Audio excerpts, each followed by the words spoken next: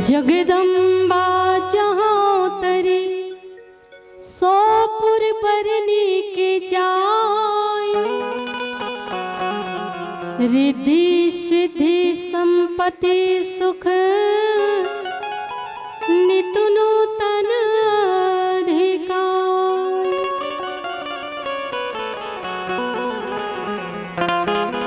जगदम्बा जहाँ तरी सोपुर बरनी की जाय, रिद्धि सिद्धि संपत्ति सुख नित नूतन अधिकार। श्रीमद् रामचरितमानस में भगवान श्री तुलसीदास जी महाराज के कथन है, दीदी हो जग जननी जगदम्बा के अवतार हो जाते, वो पुर के वो नगर के शोभा और सुंदरता के वर्णन कर पाना संभव नहीं, क्योंकि जहां आदि शक्ति ही जन्म लेकर के आ जाए, अवतार लेकर के आ जाए, वहां रिद्धि सिद्धि संपत्ति और सुख नित नूतन प्रतिपल नया नया भाव से वृद्धि करते, ये तुलसीदास जी के भाव है। अच्छा, माता जगदम्बा के ये नवरात्रि के पावन पर्व है और ये महान पावन पर्व हम सब मनाथन का बर एकर पीछे हमार धर्म ग्रंथ से संबंध का है, एकर पीछे हमार धार्मिक मान्यता का है। काबर की दाई हो, हमार हिंदू मन जो भी पर्व त्योहार व्रत पूजा करते ना, ये हर व्रत पूजा और त्योहार के पीछे कहीं न कहीं कोई न कोई या तो वैज्ञानिक कारण होते या फिर धार्मिक कारण। अकारण ही कोई भी पर्व हम नहीं मनांदाई, एकर पीछे कहीं न कहीं धर्म ग्रंथ से संबंध है, धार्मिक मान्यता है या फिर वैज्ञानिक मान्यता। नवरात्रि के ये जो महापावन पर्व है एला हम मनाथन, एकर पीछे रामचरितमानस से गहरा संबंध है दीदी। क्योंकि ये कथा से श्रोता समाज आज भी अनभिज्ञ है, पर मानस जी से एकर बहुत गहरा संबंध है। ये नवरात्रि के महापर्व है का, ये पर्व है पुरुषार्थ के, दीप के दिव्यार्थ के। ये पर्व है पुरुषार्थ के, दीप के दिव्यार्थ के। अयोध्या से निकले हुए एक तपस्वी भगवान श्री राम, जिन दुनिया में आतंक के सबसे बड़े प्रतीक, जो ज्ञान और बुद्धि से भी विभूषित से दीदी, वो है लंकाधिपति रावण। तो अयोध्या से निकले हुए भगवान श्री रामचंद्र जी एक तपस्वी राम, जो दुनिया में आतंक के सबसे बड़े प्रतीक, जो ज्ञान और बुद्धि से भी विभूषित हैं, ऐसे रावण ला युद्ध भूमि में परास्त करके वध करके ये सृष्टि में मानवता के संदेश स्थापित करी।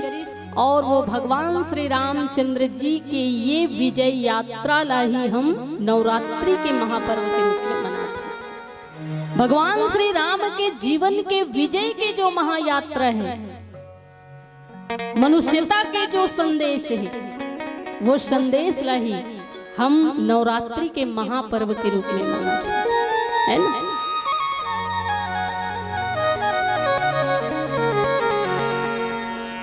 भगवान श्री रामचंद्र जी महाराज और रावण के बीच में घमासान युद्ध हुई, है ना। देखो, कहानी के शुरुआत हमेशा सूर्योदय से प्रारंभ नहीं होवे सज्जन, कभी कभी कथा और कहानी के शुरुआत सूर्य अस्त से भी होती है ना। हमेशा सूर्योदय से ही प्रारंभ नहीं होवे। कोई भी कथा या कहानी के शुरुआत हमेशा सूर्योदय से प्रारंभ नहीं होवे, कभी कभी कथा के शुरुआत जो है वो सूर्य अस्त से भी होते। और ये जो कथा में आप सबके बीच में रखने वाला हूँ, एकर प्रारंभ भी सूर्यास्त से ही होते। भगवान राम और रावण के बीच में घमासान युद्ध चलत रही से दीदी हो, हम सब नवरात्रि के महापर्व ला काबर मनाथन, ये विषय में मैं चर्चा करत है ना। राम जी और रावण के बीच में घमासान युद्ध चलत रही से, रोज निरंतर भाव से युद्ध चलत रही से। युद्ध चलते चलते एक दिन ऐसे कि युद्ध भूमि में भगवान श्री रामचंद्र जी रावण के सामने पराजित हो गए, रावण से हार गए दाई भगवान राम। आज रावण विजय भाव से अपन खेमा में लौटे हुए, पर भगवान श्री रामचंद्र जी जो हैं वो परास्त भाव से अपन खेमा में पहुंचे। भगवान श्री राम के खेमा के झोपड़ी के आसपास कई वानर योद्धा जो वीर गतिला प्राप्त करे है, काकरो गला पड़े है, काकरो धड़ पड़े है, काकरो पैर पड़े है। संपूर्ण भूमि जो है वो रक्त रंजित है, रक्त के प्रभाव से भरे हुए हैं। ऐसी परिस्थिति, चारों तरफ खून फैले हुए, चारों तरफ वीर योद्धा के लाश पड़े हुए, समग्र वानरी योद्धा शोक संतप्त है, शोक से भरे हुए हैं। भगवान राम आज बड़ा ही दुखी है। करुणा के सागर परमात्मा श्री रामचंद्र जी आज स्वयं ही करुणा से भरे हुए, बड़ा निराश है, क्योंकि परास्त भाव से लौटे हुए।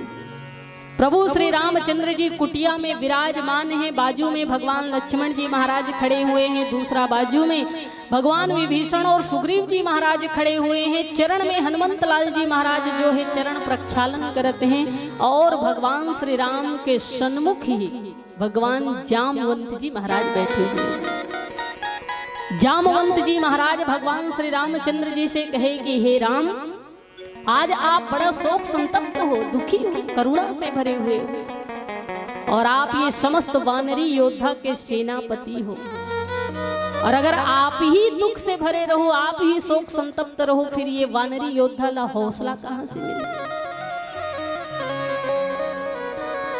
हार जीत ये तो जीवन के नियम है, कभी हारना भी पड़ते तो कभी जीतना भी पड़ते। ये हार जीत तो आना जाना है, और एक रावण के हार से आप दुखी होकर के शोक संतप्त होकर के बैठे हुए हो, और आप ही ये समग्र वानरी योद्धा के सेनापति हो, तो आप जब दुखी हो तो फिर सोचो ये वानरी योद्धा के ऊपर आपके प्रति का संदेश दे। आप ही से तो ये मन हौसला मिले है, आप ही से तो ये मन संबलता मिले है, और आप ही अपन हौसला खो दो तो फिर ही कर का हो ही महाराज। जामवंत जी बड़ा ही सुंदर सलाह भगवान राम ला देती समझावत, पर रावण के खेमा से, क्योंकि उमन विजयी भाव से लौटे हुए हैं, इसलिए अट्टहास की गुंज सुनाई देवत है, चारों तरफ हंसी के गुंज सुनाई दे थे, रावण के जयकारा सुनाई दे थे, सब तरफ लंकाधिपति रावण की जय, लंकाधिपति रावण की जय, सब तरफ से जय जयकार सुनाई देते। रावण के अभिमान भरे अट्टहास हंसी जो है वो संपूर्ण धरती में गूंजत, क्योंकि विजयी है। और रावण तो खुद भी कहे कि मेरे भय से कांपता सूर्य पृथ्वी मौन है, मैं हूँ जगत का नारायण, मुझसे बढ़कर कौन है। मेरे भय से कांपता सूर्य पृथ्वी मौन है, मैं हूँ जगत का नारायण, मुझसे बढ़कर कौन है। अग्नि मेरा रसोईया, वरुण मेरा पनिहारा है, वायु मेरा हवा चलाने वाला, और काल भी जिसके इशारा से इस सृष्टि को ग्रसता है वो मैं हूँ। मैं ही ब्रह्मा, मैं ही विष्णु, मैं ही महेश, मैं लंकेश, ये कहने वाला राम। चलत दसानन डोलत अवनी, गर्जत गर्भ स्रवहि सुर रौनी। मूर्छले से देव कन्या के गर्भ खिसक जाते, मूर्छले से धरती कांप जाते, मुरबोले से देव कन्या के गर्भ खिसक जाते। ऐसे लंकाधिपति रावण हो मैं, देव दक्ष गंधर्व नर किन्नर नाग कुमारी, जीत बरी निज बाहुबल, बहु सुंदर बरनारी। वो रावण मौसम ज्ञानी मौसम पंडित मौसम सूर न दूजा है, मौसम ज्ञानी मौसम पंडित मौसम सूर न दूजा है। अपने ही शीश को काट काट शंकर को मैंने पूजा है, उस तपस्वी के आगे शीश झुकाए ये रावण का दस्तूर नहीं। मर जाना है मंजूर मगर सीता देना मंजूर, मर जाना है मंजूर मगर सीता देना मंजूर, ये कहने वाला रावण। अभिमान के स्वर में हंसी, और इसने जीवन में भी परिस्थिति निर्मित होते दीदी। कभी कभी हम सत्य के राह में चलथन ना धर्म के रास्ता में चलथन तो ऐसने रावण रूपी अधर्म जो है हमला झुका देते। पर एक बात याद रखना, अधर्म हमेशा धर्म ला झुका सकते परंतु मिटा नहीं सकते। असत्य हमेशा सत्य ला झुका सकते पर मिटा नहीं सके दाई। इतना बात याद रखना। इसलिए सत्य और धर्म के राह कभी नहीं त्यागना चाहिए, क्योंकि एक न एक दिन देर सही पर विजय सत्य और धर्म की ही होती है।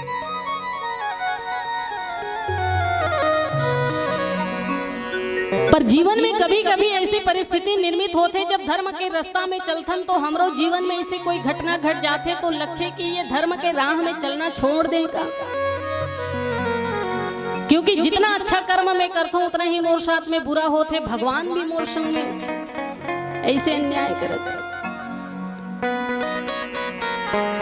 तो दीदी हो हमारे जीवन में खुशी आते ये भगवान के हमारे ऊपर विश्वास है, हमारे भगवान के ऊपर विश्वास है, हमारे भगवान के ऊपर विश्वास है, इसलिए जीवन में हमारे खुशी आते। और कभू कभू जीवन में दुख आते वो इसलिए क्योंकि भगवान ला हमारे ऊपर विश्वास है ना। हम भगवान के ऊपर भरोसा करते इसलिए जीवन सुखी बीतते, लेकिन कभी कभी जीवन में दुख आते वो इसलिए क्योंकि भगवान ला हमारे ऊपर भरोसा है कि मोर बेटा ये दुख के घड़ी में भी मोर स्मरण करना नहीं छोड़े, ये ला जरूर पार कर ली। ये भरोसा भगवान के हमारे ऊपर। तो इसलिए जब भी जीवन में ऐसे संघर्ष की बात आए, कभी कभी धर्म अधर्म के सामने आप डगमगा जाओ, आप ऐसे एहसास हो कि मैं अब तब मिटने वाला हूं, तो भगवान राम की ये कथा से आप शिक्षा ले सकते हो कि ऐसी परिस्थिति में भी आप अपन संबलता ना खोएं, हौसला ना खोएं, कोशिश करते रहें, कोशिश करना चाहिए और धर्म की विजय एक दिन होना ही है। आज रावण जो है धर्म रूपी राम ला परास्त करके अभिमान से गर्जर थे, और अभिमानी मनुष्य जब विजय प्राप्त करते ना, अपन संकल्प ला पूरा कर लेते ना, तो अभिमान से भर ही जाते। अधर्मी व्यक्ति के मनोभावना जब संपन्न होते कभी कभी गलत प्रक्रिया से, तो वो अभिमान से भर जाते। परंतु एक संत बड़ा गजब के बात कहे दीदी हो, जिंदगी कभी भी ले सकती है करवट तू गुमा ना कर, जिंदगी कभी भी ले सकती है करवट तू गुमा न कर, बुलंदियां छू हजार मगर उसके लिए कोई गुनाह न कर, बुलंदियां छू हजार मगर उसके लिए कोई गुनाह न कर। रावण के खेमा में पूरा अट्टहास और अभिमान के गुंज सुनाई देते, पर भगवान श्री राम के खेमा में पूरा वातावरण शोक संतप्त है, क्योंकि आज तो वानरी योद्धा के सेनापति ही दुखी और शोक से भरे हुए हैं, करुणा से भरे हुए हैं। जामवंत जी भगवान श्री राम ला समझाते हुए कहे कि देखो राम, ये वानरी योद्धा के हौसला आप हो, संबलता मतलब आप ही से मिलते, और आपके इस तरह से दुखी होना शोभा नहीं दे महाराज, क्योंकि आप ही कर सेनापति हो, दुखी ना हो। पर भगवान रामचंद्र जी महाराज की इसकी हे जामवंत जी, मैं दुखी इस बात से नहीं हूँ कि मैं रावण से आज पराजित हो चुके हूँ, मैं ये बात से दुखी नहीं हूँ कि मैं आज रावण से पराजित हो चुके हूँ, परंतु इस बात से दुखी हूँ कि आज रावण अपन शक्ति के साथ में युद्ध नहीं करत रही से, बल्कि रावण के साथ ऐसे कोई महाशक्ति है जिन कर अंदर समाहित होकर के मोर संग में युद्ध करत रही से। ये रावण की शक्ति नो है, कहे रावण की शक्ति ला तो हनुमान जी ऐसे ही धराशायी कर दी। ये रावण आज जो युद्ध भूमि में युद्ध करत रही नहीं, ये रावण की शक्ति नहीं बल्कि रावण के साथ में कोई महाशक्ति है जिन्हें युद्ध करत रही। और परेशान में यही बात से हूँ कि रावण ला हराना तो संभव है, परंतु वो महाशक्ति ला हराना मुश्किल ही नहीं बल्कि असंभव, हराई ही नहीं जा सकेगी। जो महाशक्तियों कर संग में युद्ध करत कृष्णा बोला हराना मुश्किल नहीं असंभव है किस भगवान। तब भगवान श्री जामवंत जी महाराज कहे फिर तो राम आप वो महाशक्ति ला प्रसन्न करो। जिन महाशक्ति के पक्ष पाकर के, जिन महाशक्ति के शक्ति ला पाकर के रावण जो है अभिमान से भरे है तौर से युद्ध में विजय प्राप्त करे है, तो जिन साधना के द्वारा रावण वो महाशक्ति के शक्ति ला प्राप्त करे है, वही साधना के बल पे आप वो महाशक्ति ला अपन पक्ष में कर लो। अभी वो अधर्म के पक्ष से लड़त है, आप साधना करो और रावण से अधिक साधना करो, ताकि वो महाशक्ति जो है धर्म के पक्ष से युद्ध करे। भगवान राम ला जामवंत जी की ये सलाह बहुत अच्छा लगी। कावर की दाई हो, बुजुर्ग के जो अनुभव होते ना, सियान के पास जो अनुभव होते वो जवान के पास नहीं हो सके। भगवान राम जवान है और जामवंत जी सियान है। जामवंत मंत्री अति बूढ़ा, तो भगवान राम जवान है और जामवंत जी सियान है। और कभू कभू जवान हा जोश में भर के कार्य करते और जोशे जोश में काम करे में सफलता प्राप्त नहीं होवे दीदी हो। इसलिए जवान के पास जोश भले होते पर होश तो केवल सियान के पास होते। इसलिए सियान के सम्मान करना चाहिए। सियान के सम्मान मतलब अनुभव के सम्मान। जिन जिंदगी वो जी के बैठे हैं 80 साल ले, वो जीवन के भी हम शुरुआत करत है, तो जितना अनुभव ओकर पास है वो उतना अनुभव तो हमारे पास नहीं हो सके ना। तो वो अपन जीवन भर के अनुभव ला जब एक पल में हमला दे देवत है, तो ऐसे सियान के सम्मान करना हमार धर्म है, दायित्व है। जामवंत जी सलाह दी कि हे राम, आप वही महाशक्ति ला प्रसन्न करो साधना के बल पे जो आज रावण रूपी अधर्म के पक्ष से लड़तरी से, और आपके साधना से प्रसन्न होकर के अगर वो महाशक्ति धर्म के पक्ष से युद्ध करना प्रारंभ कर दी, तो आपके विजयी हो इसे कोई दुनिया की शक्ति आप नहीं दे सकती। ये सुंदर से सलाह भगवान जामवंत जी के द्वारा प्रभु श्री राम ला दिए गए हैं। अब आगे भगवान रामचंद्र जी कौन भाव से साधना करही वो महाशक्ति के ये बात के ऊपर चर्चा करबो। ओकर पहले बहुत सुंदर भजन बोलो श्यावर रामचंद्र की जय।